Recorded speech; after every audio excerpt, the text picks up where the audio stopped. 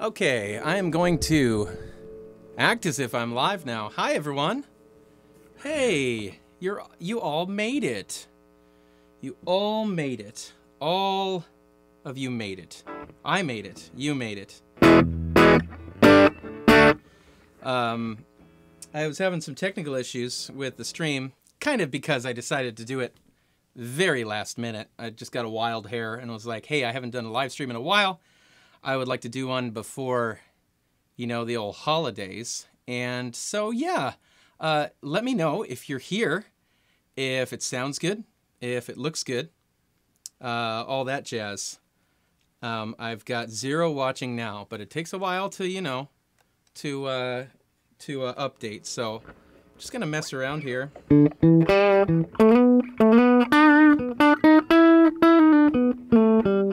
This is my new Yamaha Revstar. It's got a little buzz. Right there is the good spot. I'll just sit like this. P90s, it's a single coil guitar.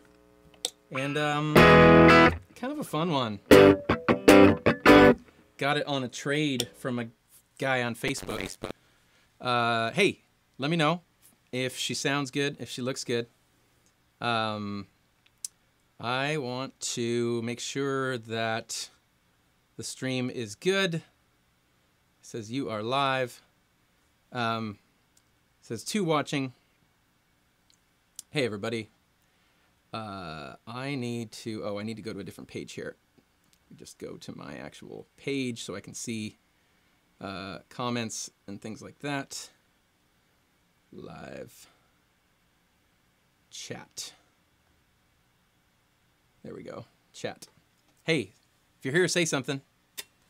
2018, you guys, has been an amazing year. I just finished filming a video of the 12 Petals of Christmas. And so that will be coming soon. That was fun. Just kind of my, 12 of my favorites from the year, or 12 standouts. And that's just a fun thing to do. Looking back over the year, I really ramped up production this year on the channel, and it's been really fun to interact with all of you through comments and things like that. And I mentioned this in the video coming up, but my whole goal with this channel is to help people like you who care about music and are interested in nerdy things like electronics and pedals and amps and whatnot. And so, yeah, I can hear and see you fine, says Jermaine. Thank you, Jermaine. Fantastic. And I wanted to chat with you all on this live thing. I just thought, hey, I want to hear what kind of videos you guys like, or why, if you are a subscriber, why you've subscribed to the channel, and what kind of stuff you want to see in the old 2019, or just ask me whatever's on your mind. I love jabbering on about stuff. Especially with total strangers. Not that you're total strangers. You are my deepest, closest friends. And I do have my guitar plugged in here. Going through my board. That was a whole thing. I think it's one of my cables is being funny. Just got this 1981 Inventions DRV. It's like a rap kind of thing.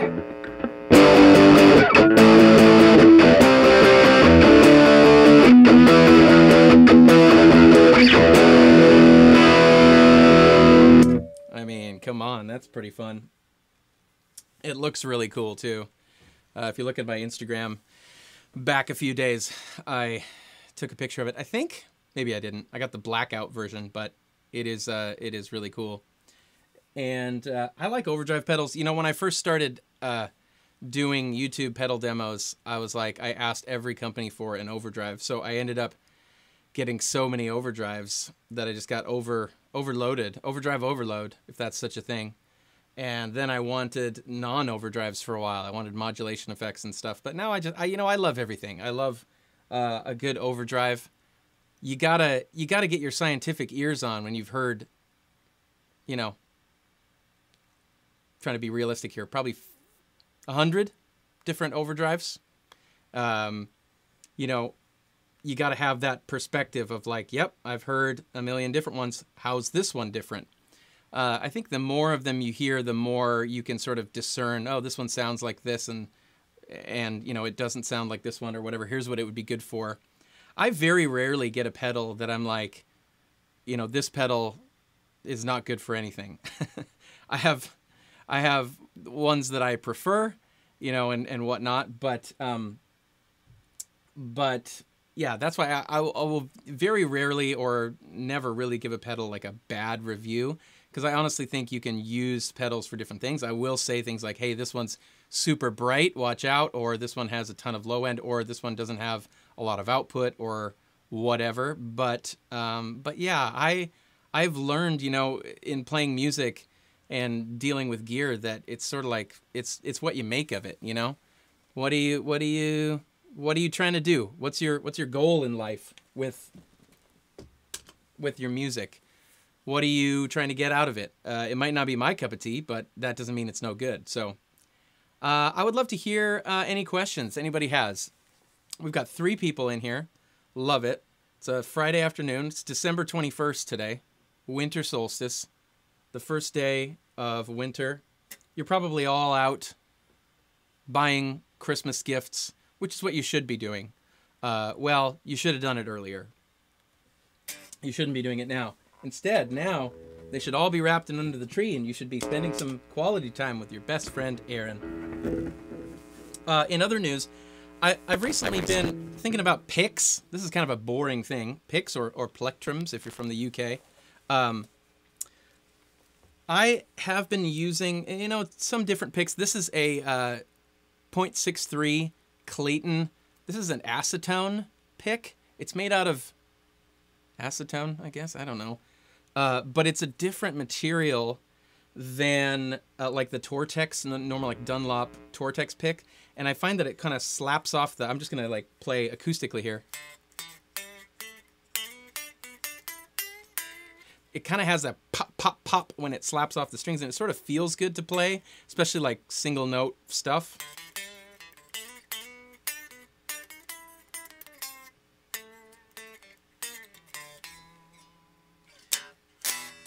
My brother's texting me.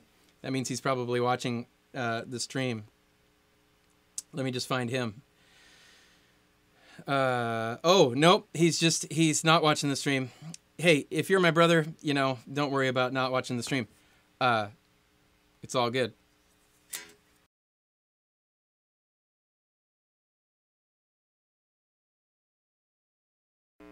Sorry, went away there for a second.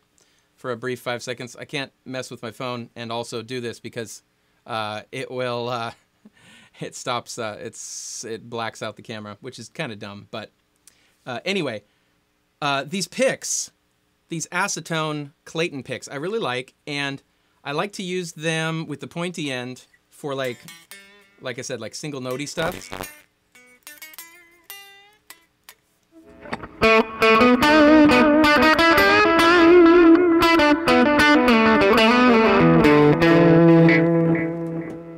Crazy on the delay there. Chill out, delay.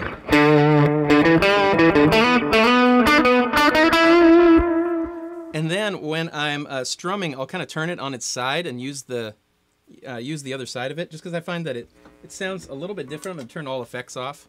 I want to do maybe a video on picks. Maybe that's a boring video, but getting real like tweaky with, you know, using different sides of it. But just listen to this. So so this is the pointy end of the pick.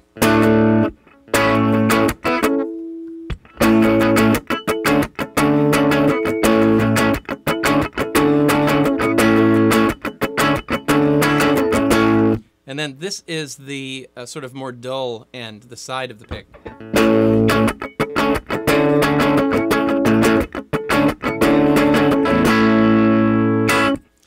So it's just like a little more chilled out. I find that it's a little more balanced, a little less plucky. But then recently, I just got turned on to these Dunlop Jazz 3 picks. These are like really thick and small, and they got a little grippy end on them. I would say they're much mellower.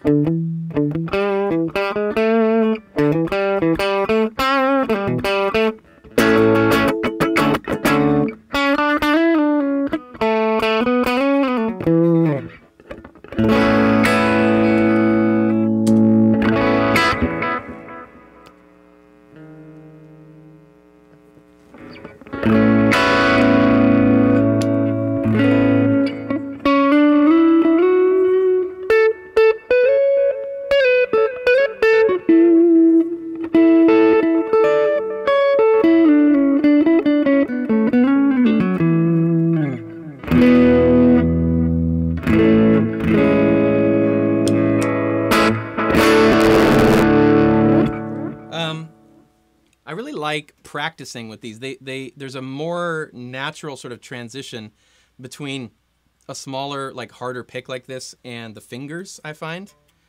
And I like sort of I'm trying to learn to more seamlessly sort of go back and forth between the pick and the fingers.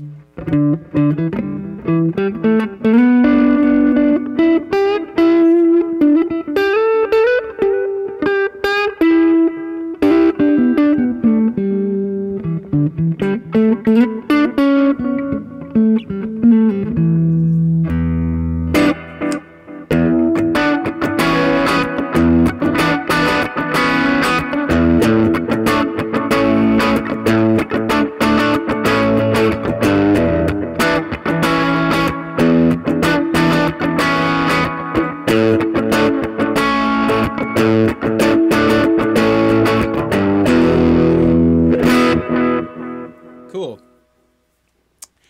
Hey, Jermaine, you still here? We got 4 viewers. If you have any questions, would love to answer your pedal questions, gear questions, production questions. Ask me anything. Open book here. If you don't have any questions, that's fine too. I can just sort of play some music for you.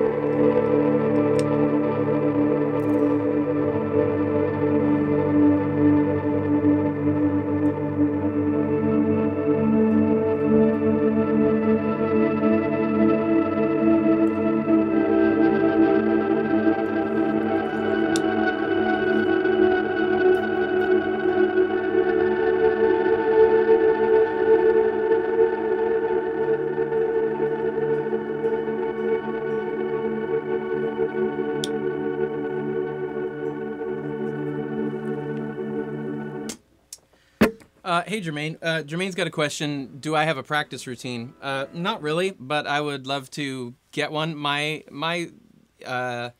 like doing things instead of practicing, like either, writing songs or doing videos or, creating something. But I usually am not disciplined enough to have like a steady practice routine. But I do always have guitars sitting around, and I will, watching TV at night with my wife, I just grab it and, just noodle around. Just, even if it's playing little scales or just, songs that I've learned or just trying to get more familiar. I think just the more you have a guitar in your hand, the more you will be apt to play it. And that's helped me. Even, honestly, doing YouTube videos has, made me a lot better guitar player because I can't keep playing the same 5 things, even though I sort of do when I do YouTube demos. And I'm not a great guitar player, but lately I've really wanted to start to get some more regimented practice things. And so I'd be curious if you have anything. What do you do? What do you do, Jermaine? Where are you from? But yeah, practice is one of those things. It's like, obviously, that's the way you get better. You know, it's by practicing. Duh. But you know, great gear can only sort of get you so far, and you got to be a good player. A good player can make any gear sound great, and they can make great gear sound extraordinary. A so-so player, I don't know. I would put myself in the, you know, I'm a unique, you know, type of player. I would say I'm okay at guitar. I'm fine. I can hold my own, but I'm not a shredder. I can't, you know, I don't know, you know, technically like a lot of things, but I do have really good rhythm from being a drummer and a piano player, sort of multi-instrumentalist, and that allows me to do a really good job and work really fast when I'm working in the studio. So, you know, instead of 20 takes to get something right, it takes me 1 or 2 takes usually for a guitar part, because, you know, the tone is like there or whatever. It's inspiring. I've, you know, recorded it a million times before. Maybe it's an acoustic part, whatever. But rhythmically, I find that rhythm is a huge deal in the recording studios. That is the probably top thing that a new person has a hard time with is rhythm. And 99 times out of 100, they are ahead. They're ahead of the beat. So if you have a click in a song, they're anticipating it. They're always, you know, one beat ahead. And when you record something like that and somebody's ahead, typically it just sounds like, obviously it sounds rushed, but it just sounds sloppy. It sounds like, you know, all the vibe is kind of gone. So I always try to encourage people to learn how to play behind the beat. Really, you know, when you say that, you're you're exaggerating. You want them to play on the beat, basically. But really, actually, I do a lot of like Pro Tools editing and like timing correction for pop music and things like that. And drums, I'll usually edit right on the beat. But bass guitars, I'll edit right after the beat, maybe 7 milliseconds or so after the like kick drum comes the bass guitar. And then a little bit after that is the, you know, guitars, and then maybe a little bit after that is the keys. It's not an exact science. It's sort of like whatever sounds good to your ears, and it's learning to really listen like scientifically when you're editing a record. I think most people can tell when something sounds bad, but they can't tell exactly where that is and what instrument it is and why it sounds bad. So part of learning, you know, good production technique is like, oh, the bass, you know, the bass is ahead right there. Instead of it sounds off of time, it sounds where's the vibe? Nailing like the piano's really far ahead, or the piano's lagging behind, or whatever it is. I think in general, actually, a good rule of thumb for production is learn how to explain what you mean. Learn how to explain yourself. So it's like instead of it sounds muddy. Learn how to say that better. You know, especially as a producer, but as a songwriter or as a musician or whatever it is, just learn how to learn the use of language to get through to different people. Learn, you know, instead of saying it one way, learn 10 different ways to say it. You know, instead of saying it sounds muddy, you could say, "Oh, I think there's too many low mids. Can we brighten this up a little bit?" Or learn to say, "Let's take down 300 hertz a little bit and let's boost 4K a little bit." Or learn, you know, maybe it's like, "Hey, the toms are out of tune. That's what's making it sound muddy." Or something's too loud. The bass is too loud. That's what's making it sound muddy. So there can be a million different things, but it's like learn how to sort of explain yourself. I've gone on a crazy tangent here. Jermaine's still here. I'm a crappy wannabe jazz guitarist. Ooh, love it. I want to learn jazz. Never learned tunes when I was younger. Now I'm trying to learn jazz tunes and use those tunes to drive my practice. I think that's a great idea. You know, there's a great channel on YouTube called Guitar Tips by a guy named Adam Levy. He's a studio musician and played a lot like back in the day with Nora Jones and all these guys. And he's almost like this Bob Ross type of guy. I put his videos on, honestly, just to relax, because he's got such a relaxing voice. But he is very knowledgeable when it comes to just little tips for guitar, and there's like 200 of them out there on his YouTube channel. So go search Adam Levy, Levy, Adam Levy Guitar Tips, and subscribe to him, and just like put one of those on per day and try to do what he says. He is like a jazz trained guy, and he lectures at, you know, he's like an instructor and does lessons for stuff like that, and he really knows his stuff. And I've learned a lot just watching those tips. I've probably watched, you know, 50 of them. So those are really good, whether you're a jazz player or whatever. Check him out for sure.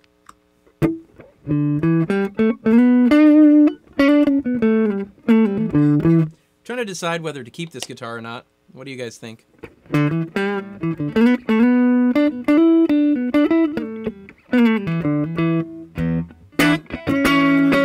Kind of like that sound. It's got this this push-pull tone knob here, and it's a bass cut. So like, here it is with normal mode. Pull this out. Sort of nice. Almost sounds a little more Strat-like. But it's still kind of, the P90 thing is like a single coil, but it's a lot fatter and a lot hotter output and darker, and typically used for, like, you know, rock stuff. Sometimes jazzy stuff. Roll down the, you know, go to the full range, roll down the tone.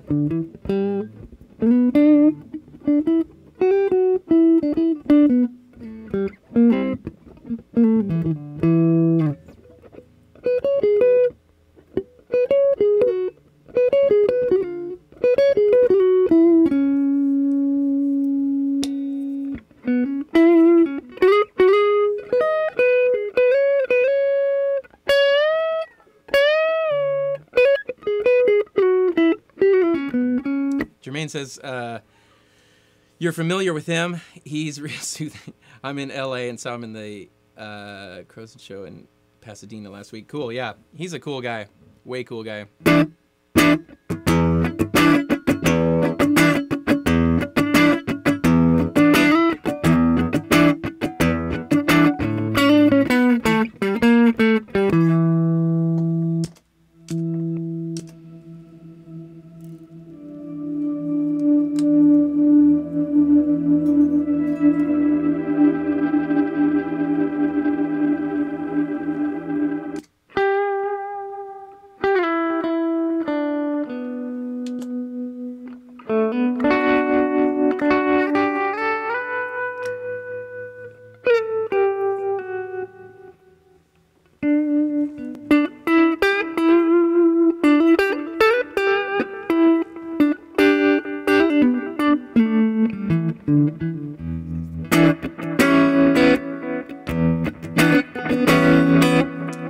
If you guys haven't watched it yet, definitely go watch the Joey Landreth rig rundown boardwalk. That's what I call them.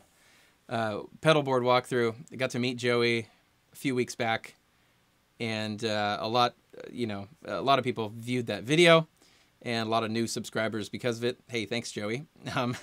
But Joey's like, he's way out of my league as far as my channel is concerned. It's crazy that he even said yes. I just wrote to him on Instagram and was like, hey, can I videotape you? I'm nobody. And he was like, sure, man, let's do it. And even though they were in a big rush, there was confusion with the venue and whatever, he and his band were so accommodating and so nice. And why is that? That it's like the best musicians are usually also really kind and nice. That doesn't always happen. There are like jerks out there who are amazing, but I find more often than not, it's like the guys who are trying to prove something, who aren't that good, who like have a chip on their shoulder. I never want to get a chip on my shoulder. I always want to have a fascination with music, and I want to. That's the whole idea behind this channel, anyway, is to spread the fascination of music and the love and the joy. Right? Merry Christmas. This is some chai. Oh boy. Hey, Did any of you guys, are any of you guys getting any exciting gear for Christmas? I'm not, because I buy gear all year long. Well, actually, maybe I am. I put a few things on my Amazon wish list for my wife to take a look at. So we'll see. I'm my goal actually with this guitar. Like I said, I got this in a trade. This is not an expensive guitar. This is like, you can find these for $400, and it's only, I think it's only $600 brand new, if that, maybe $550 or something. And yeah, it's made in Indonesia. It's Yamaha Revstar 502. There's a few different versions, but this is just kind of like the basic one. It's sort of like the Les Paul thing. It's a mahogany body mahogany body and neck with a maple cap, which is what a Les Paul also is. It's not nearly as heavy as a Les Paul. I don't know the weight, but it's more comfortable. And then the P90 thing, you know, it's like I used to have a Guild Bluesbird. For years, that was my main electric guitar. It was a red Bluesbird with soap bar P90s, cream-colored P90s. And that thing was great, and this reminds me of that a little bit. It's kind of, the P90 was one of the first pickups that was like ever invented. And it's got a real sort of snarly, growly tone. It's definitely like more lo-fi, vintage sounding. Oh, hey, there's my brother in the chat. But I like it. I'm still deciding if I want to keep it, but what I want to do is I want to try to do my own setup on it. I'm looking at some setup tools, some basic like feeler gauges for that. I bought a little book that's like how to set up your guitar, and so I'm going to try to do that with this one. I don't really want to do it with my like main guitars because I don't want to mess them up, but I don't really care if I mess this thing up because I think it already is like maybe a little bit messed up. It doesn't play, you know, super great in tune, doesn't always stay in tune. I messed with it a little bit. I messed with the action on the bridge here, and then I tried to do a little intonation myself. And I got it, you know, feeling okay. It came with like 9s on it, so I put 11s on it, and then I messed with it a little bit. But I want to, once I get some more of those tools, do a more like in earnest setup on this thing, and maybe I'll document that and do like a before and after. A lot of times with the setup, it's like, yeah, it's how it sounds, but more than that, it's how it feels to play. But even you know, I've been playing this one a lot, and then I just did a few videos with the my Telecaster, and it was like no tuning issues the entire time. It just stayed perfectly in tune, and it's still in tune, just sitting on the wall over there. Like that thing, I got it set up by a guy in town here, Mike Lull, who's like the guy to set up your guitars, and it just plays so well. So obviously I'm not going to get it to like that kind of level. Not even sure this guitar can get to that level, because obviously it's cheaper, you know, materials and stuff. But these are, you know, played by some people who I respect. And a lot of people are like, you know, when you ask them what they think about Revstars, they're like, oh, those are actually pretty decent. So I'm going to see. I'm going to see how it goes. But we'll see.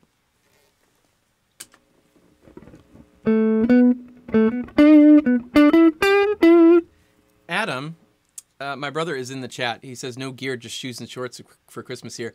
Adam, do you still have your, what is it, Les Paul and Bad Cat? I want to play that thing. Maybe I'll see if I can bring this thing home for Christmas. Throw it in the gig bag. Throw it in the overhead compartment of the plane.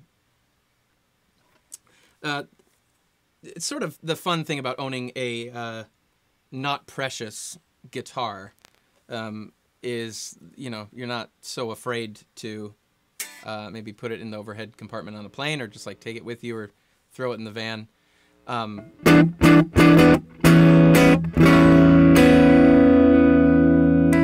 So I like it. I also like how it looks. It's got this sort of matte finish on it, which is nice. Les Paul Classic and Bad Cat living large in the unfinished basement.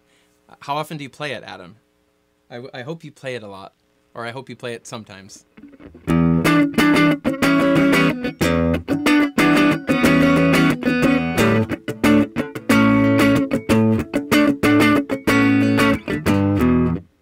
Approximately one time. One time per... Adam says he plays it one time. One time per week? Or one time since you've got it? We should do a video. I should bring... What can I bring? I could bring this. Well, I wouldn't even have to bring this necessarily because you have your guitar. I could bring some pedals.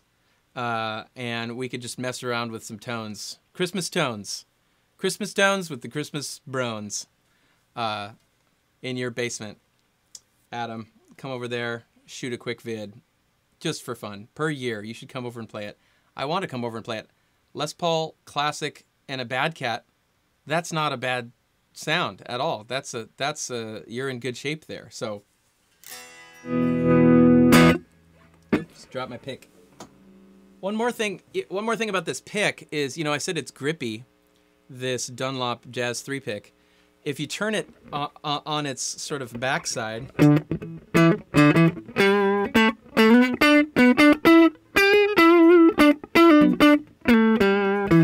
you can kind of scrape it along the strings and get like a little more...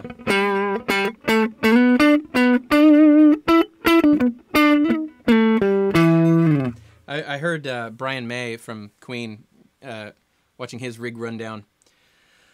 He does that a lot with his sixpence coin. You know, he plays with the coin, and he uses the side of it to like scrape on the strings sometimes to get certain little tones, which is sort of fun. Yeah, Christmas tones. Maybe we could make Adam. Maybe we could make a video of like Christmas tunes, Christmas tones and Christmas tunes, Christmas tones and tunes for Christmas. I don't know. Nobody cares. Also, it'll be past Christmas at that point. So by the time we record it and then put it out, it'll be New Year's. We could call it New Tones, Mariah Carey Christmas Tunes and Tones. New tones, New Year tones for the new year. I don't know.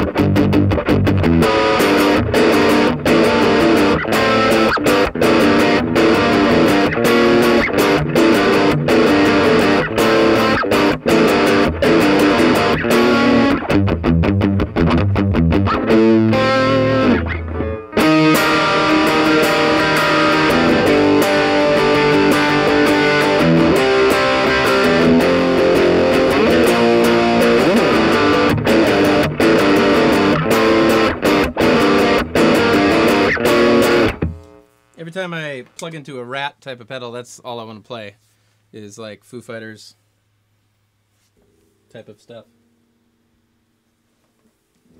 That's the 1981 Inventions DRV.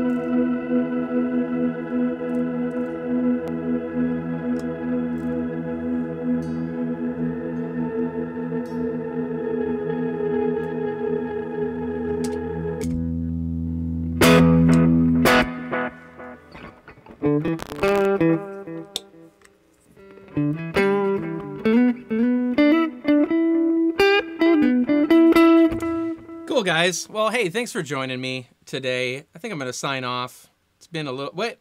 Nope. Is there a piece of gear that you have that you would never trade or sell, guitar related? Adam, I think Adam's throwing me a bone here with this question.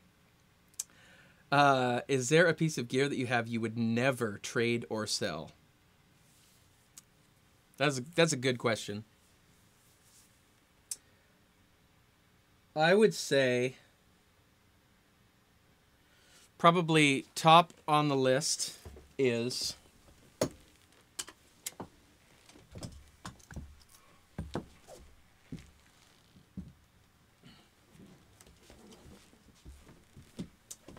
this guitar right here. This is my Gretsch 6117. It's been modified. Usually the 6117 model comes with Hylotron pickups, which are single coil. They look kind of like this, but they only have one set of pole pieces, and they're like black.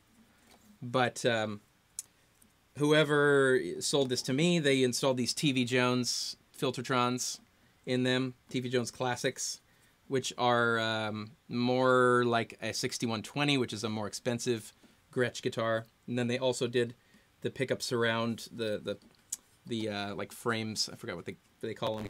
Made them gold. So sometimes when people who know about Gretsch see this guitar, they're like, "What is that?"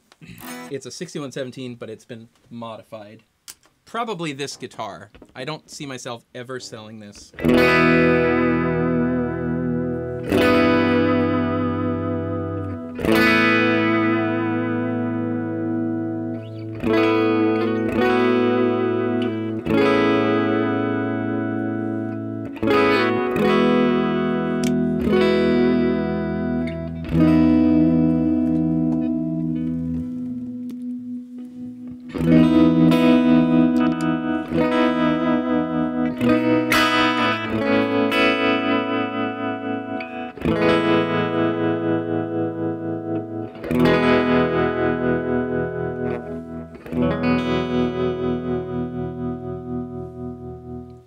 You know, I don't use this one as much as I use my Starcaster or my Telecaster. My Starcaster is kind of my main guitar, but I saw a guitar the other day that I was like, man, maybe if I sold my Starcaster, but I've put too much work also into the Starcaster to sell it. I wouldn't be able to get like as much as I've put into it, so it's like only I know how good that guitar is, the Starcaster. So probably I wouldn't sell that one either.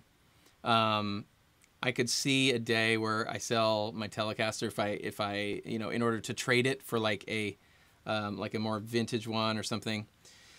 But yeah, this one, and then for pedals, probably my Broadcast. I don't think I would ever sell my Hudson Electronics 24-volt Broadcast. Peach Guitars special. That's just the best overdrive boost that I own, and one of the best that there is. So I don't think I would sell that either. This is a guitar, like, listen, this thing, just acoustically,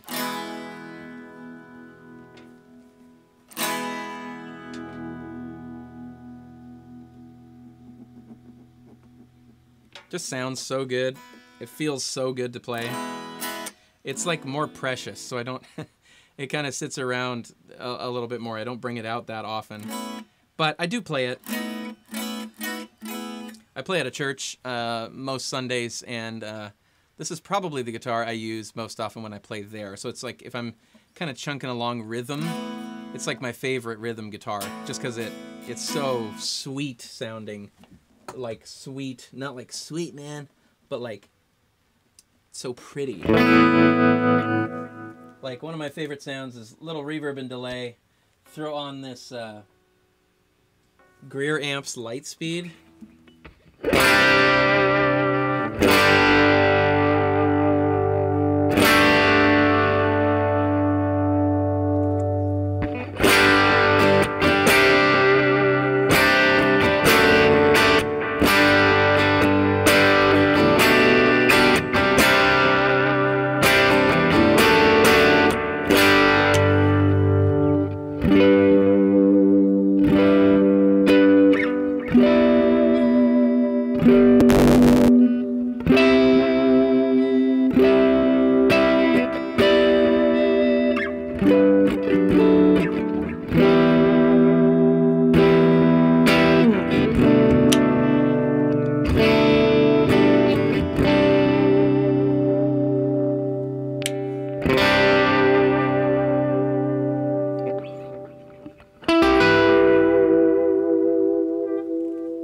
And then also like just with the Bigsby,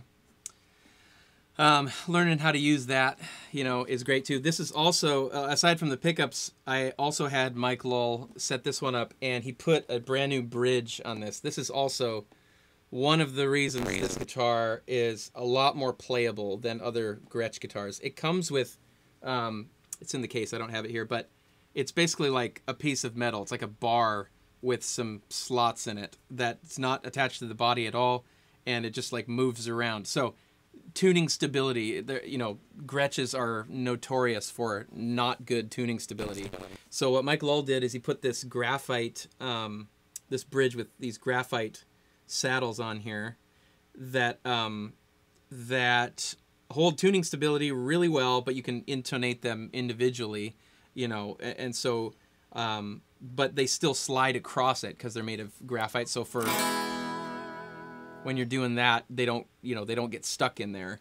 So it's kind of like the best of both worlds. Again, I put a decent amount of money into just getting this bridge set up, and then just a nice setup on the guitar. But this thing stays in tune amazingly well. Adam said he's also curious about what Jermaine asked. How are you capturing the guitar audio for this video? Okay, yeah, so I'm, I don't know if you can see behind me here, I'm going into Pro Tools. So I'm going into Pro Tools with the guitar, which is mic'd up and in the closet over there, and then this microphone, which is above me. And then I'm going, I come out of my Pro Tools interface into this little monitor controller here. And this has 3 selectable inputs and 3 outputs. And so instead of going to the speakers, which is what I normally do when I'm doing guitar demos, I put it to output B here. And that's going into my camera left and right. So I kind of mix it, you know, in Pro Tools there. So you can let me know if the guitar is too loud or if the voice is too loud or whatever, and I can change that. But I can sort of vary the overall level with this big knob here. If I turn it all the way down, you won't be able to hear me anymore. And now you can hear me. So yeah, so it's just like a 2 mix out of Pro Tools going into the camera. Does it sound good? Hope it sounds good. It's a Royer R121 ribbon mic, which is my favorite mic for guitar. I'm going into my Vintech X73i. I'm boosting a little 3.2K, and I'm cutting a little bit of 60 hertz, and I'm boosting a little top too, because that's what you do with a ribbon mic. That basically gets it back to what it sounds like coming out of the amp, because that microphone is so dark that like using it flat, you know, I'll hardly ever use it flat unless it's like a super bright amp and I need to darken it up. But the thing I like about that microphone is it's slow. So it reacts, you know, a lot of times a guitar, you know, if you put your ear right in front of a guitar cabinet, that's a very harsh, biting sort of sound coming out of there. And so using a microphone that's like dark and slow sort of like, you know, absorbs some of that top end energy a little bit. And then, you know, putting the top end back afterward, it's still absorbed those transients. So now it's just brightening up the overall like warmed up sort of signal. And that's just like magic for guitars. A lot of people use Royers on guitars, but I love them. They're a little problematic live. I'm like overkill when it comes to tech gear, obviously. But I bring it out when I play with my band, Fell From a Star. And they're problematic because they're figure 8 pattern, so they're picking up on the back of the microphone as well. So you kind of have to like isolate them and hang a blanket over your amp or whatever. We've tried a few other things, but when I haven't done that, it's definitely problematic because we're playing on very small stages and all kinds of other stuff gets into the microphone. So usually I'll usually use the ribbon, but if I was smarter, I would probably just use like one of those Sennheiser hanging E906 mics, because I have one of those too. There's been some occasional strobe light clipping on the guitar. Yeah, you know what? This not sure if I can show you this without everything freaking out and cutting out, but this is what I use to stream. It's this AVIO 4K Epiphan video thing, HDMI in, USB 3 out. into my MacBook. And I think it's actually the program I use, OBS. And I've been trying to figure out like some settings on OBS to get it to not do that, because I've heard that too. When I do the playback, I hear like it'll just go crazy every now and then, every 5 minutes or something. So sorry, still working out the kinks, but just kind of trying stuff here. Not sure if I'll save this video or not, but you guys have been fun to talk to. Any other questions before I go? Want me to play any other different guitars? I got a Tele on the wall, got a Starcaster on the wall. I've got a bass behind me. That might be fun.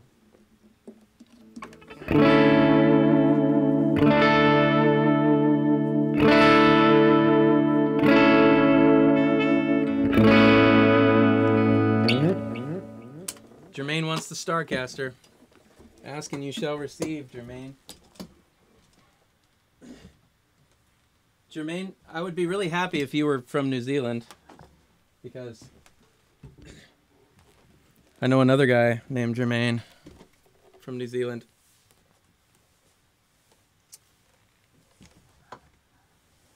Here's the Starcaster, my stripy strap.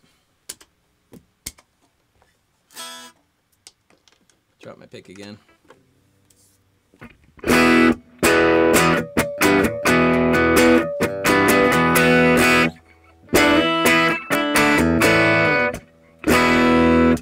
Starcaster is like always begs to throw that broadcast on it.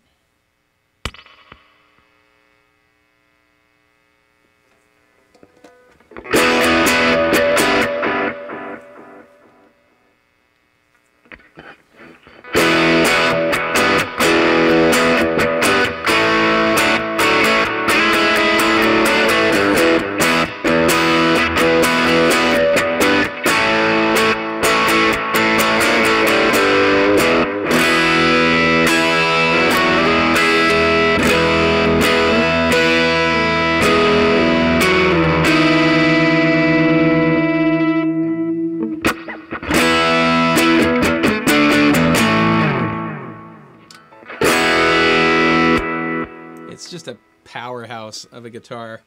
My Gretsch is my like precious guitar. Tasty, pretty tasty tones. And then this thing can kind of do everything. Powerful humbuckers. I would say they're a little dark still, even though that doesn't sound that dark.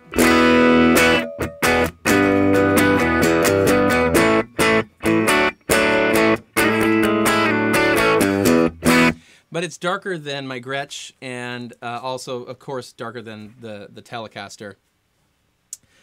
This thing, the old Revstar, is like super dark, even compared to the Starcaster. So I'm not sure if, like, with a setup, maybe I could get it sounding a little brighter, maybe with some like pickup height changes. I'm not sure exactly, but I wouldn't mind if this Revstar was like a little bit brighter.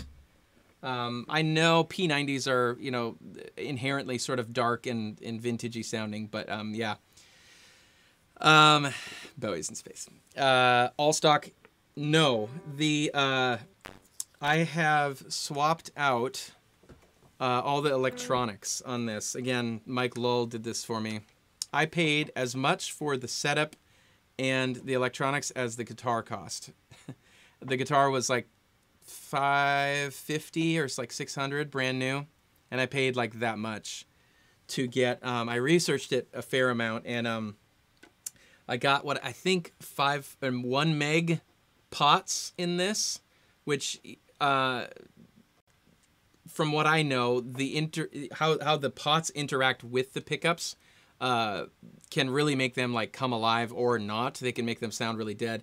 And one of the places that they cut corners when they make this guitar is the electronics. So it's sort of like the pickups are decent, but if you upgrade the electronics, and I found that it really did. It was snappier. It was like brighter. I thought when I got it back. They also replaced this switch which, again, it's sort of like fit and finish stuff is where they cut corners on more budget, modern player, you know, type of guitars. I have toyed around with the idea of swapping out the pickups in this, but honestly, I don't know if it would be worth it. I also got new knobs. These are like period correct looking knobs. The knobs it comes with are just like black witch hat knobs, I think. So I got these, which I think look pretty cool. A real Starcaster from the 70s has these kind of knobs, and then it has one more. It's a master volume. It has a different bridge, kind of a weird bridge, and then obviously different pickups in it. These are this Fender wide range humbucker. These covers make it look like it's like a vintage thing, but it's sort of like a deception. They actually are just sort of normal humbuckers with this kind of cover on them. So it's funny what they do, but yeah, I don't know enough to know, like, I just, it's one of those things. And changing I couldn't change the pickups myself in a hollow body, especially because, like, you know, there's no back cavity in this. So you're talking about, like, you know, getting your hands in there, which is like, I don't want to go there. No, thank you. So if I did have it done, I would pay a professional to do it. But basically, it's, I mean, other than the electronics all being swapped out, it's stock. If I was going to change something, it would be that. It would be the pickups. And I wouldn't mind something that was a little brighter. I've heard that the Porter pickups, wide range humbucker, would be a good substitute for this. Honestly, though, at that point, I feel like I'd rather put that money into just a different guitar. This one is good. I like it. I like how it sounds. I am never really frustrated by it. If I want something different, I just reach for a different guitar. So I have had my eye on this Titan KR1. I don't know if you guys have heard of that. Cower Guitars. It's like custom guitar company. They started making these Titan guitars, which are a little bit more affordable. They're like starting at $1,200. And I saw, you know, another YouTube guy doing a tour vlog, and he had one, and I was like, oh, that thing looks so great. And they do one. They have like a switch-outable pick guard.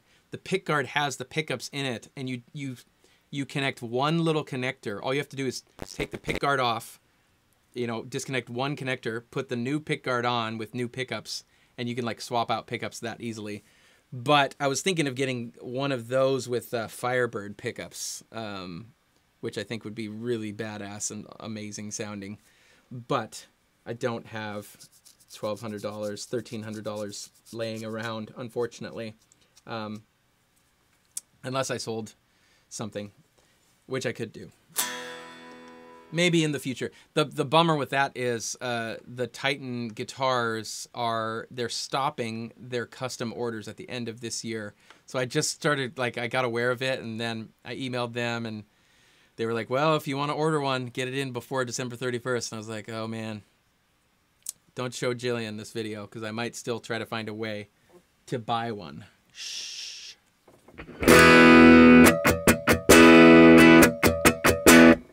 Cool, guys. Well, thanks for joining me. If there's no other questions, I think I'm going to peace out. You guys are cool. Look forward to a bunch of new videos coming over the Christmas break. I figure people will be with their families. Yeah, but a lot of times when you're with your family, you're just like hanging out on your phone. So if you subscribe to this channel, you're going to get a bunch of new content over Christmas break. Got a rig. I got a like rig rundown pedalboard walkthrough with my buddy Alec Shaw of the Alec Shaw Band. He's like amazing. Really cool guitar player, and he's like 21 years old. I'm like, come on, buddy. How'd you get so young? And also the 12 Pedals of Christmas, which is coming up. Also demos of that 1981 Inventions DRV, as well as an original, not original, but an older vintage Rat from the 90s. 90s big box reissue Rat. Also MZO Effects Ohm version 2, that's coming up too. That's another overdrive. What else? Anything else, Aaron? Omni Reverb from Keeley. Just got that. Just shot that the other day. So a bunch of stuff. Look forward to that. Thanks everybody for joining me. We'll see you guys next time. Later.